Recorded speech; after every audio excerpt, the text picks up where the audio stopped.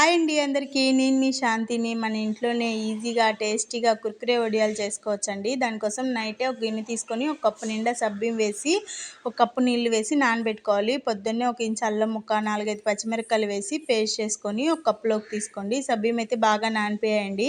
ఇప్పుడైతే నేను 4 ఉల్లగడ్డలు ఉడకబెట్టుకొని తోలు తీసుకున్నాను. ఇంక ఇవి తురుముకునే లోపల ఎసురు మరిగిపోతుందని స్టవ్ పైన అయితే ఒక కప్పు సబ్బింకి 4 కప్పులు నీళ్ళు వేసి ఎసురు బాగా మరిగిన తర్వాత ఈ సబ్బిం కూడా వేసేసి బాగా ఉడికిన తర్వాత ఉల్లగడ్డ తురుము, పచ్చిమిర్చి, అల్లం పేస్టు, టేస్ట్‌కి తగినంత సాల్ట్ వేసి గట్టిగా ఒక 20 నిమిషాలు ఉడకబెట్టుకున్నారంటే కొంచెం బాగా తిక్కుగా అయిపోతుందండి. అలాంటప్పుడు స్టవ్ ఆఫ్ చేసుకొని బాగా చల్లగా అయిపోయిన తర్వాత పాల ప్యాకెట్ కవర్లో కానీ, ఆయిల్ ప్యాకెట్ కవర్లో కానీ వేసుకొని ఇలా కుర్కురేల మాదిరి ఎండపెట్టేసుకుంటే ఒక రోజుకే బాగా ఎండిపోతాయండి.